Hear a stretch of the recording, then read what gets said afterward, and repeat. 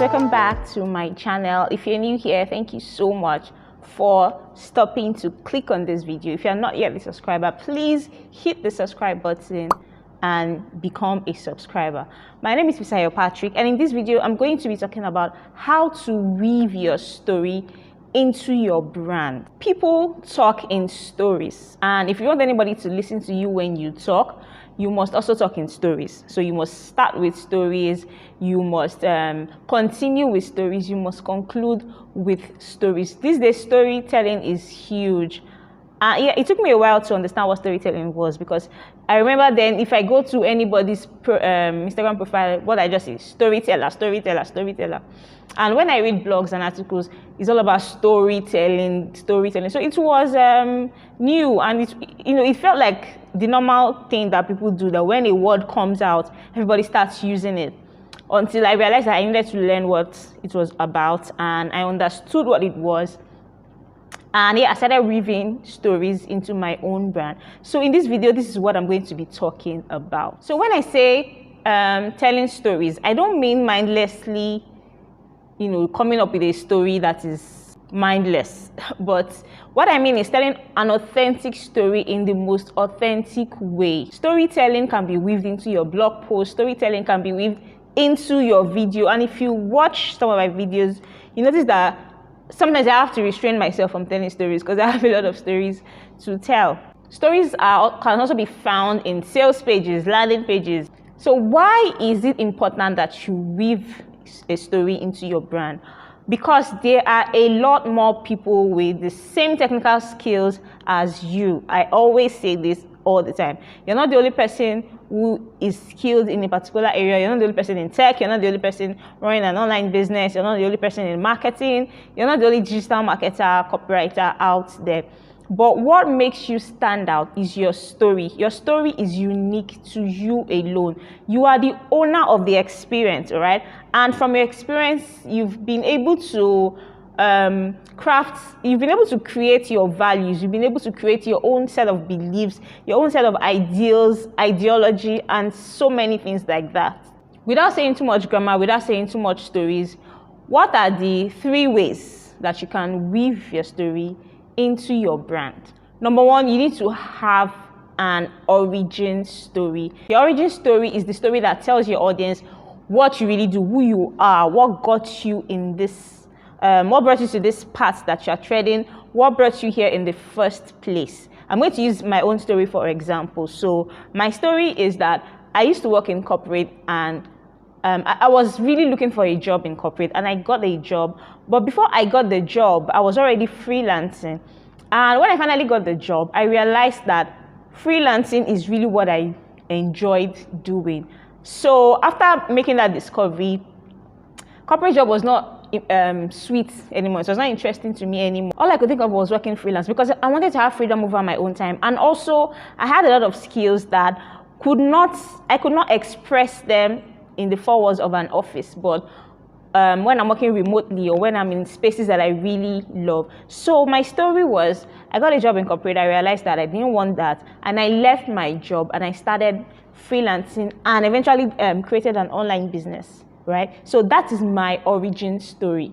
So you want to come up with your own origin story. And like I said, it has to be an authentic story told in the most authentic way. It is not something that you just form. It has to be something that is authentic, something that really happens. And if you don't know how to start, just look at your experience. Look at the things that you have experienced in the past. What you are currently doing now that is bringing you fulfillment. What got you to that path? That is how you start your origin story. Number 2, pull from that story. So in your content, in your showing up, there are parts of that story that you may need to pull from to connect with your audience. So for instance, there are times that I had to learn a whole lot. There was a particular year, for that whole year, all I was doing was just reading, learning, taking courses and all of that, so that I could understand what I really wanted to do. So when I'm talking about a particular thing, I'm talking from a place of learning, a place of understanding, a place of experience. And also I like to share with online business owners how giving to learning is very important in their journey to building a sustainable business. So they are part of your origin story that you will need to talk about in your content. For instance, in your Instagram captions, for instance, an experience you had in your previous job, or for instance, a decision you had to make, right?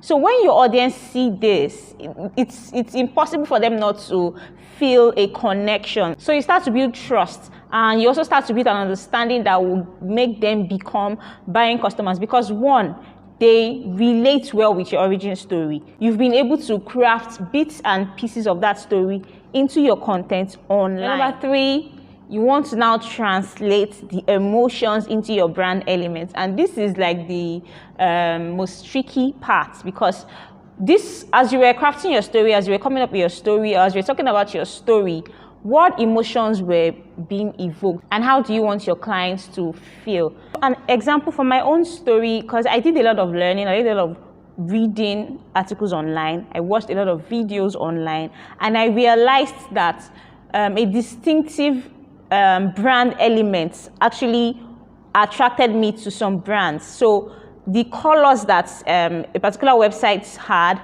the font style a particular website had, brought me closer to that brand. And that's what I wanted my audience to feel. I wanted us to feel a connection. So I sort of pulled from their style guide, pulled from their color style, their font style, and I started using it in my own brand. But one thing that I won't fail to mention is that it was difficult for me at first. I was using colors and fonts that I really didn't like, sometimes I'll open up my design and I'll just hate the colors that were there. I'll wonder who did this. This is not me. This is not what I want to evoke. I want my visuals to be very clear and outstanding, because that was what connected me to the brands that I was learning from.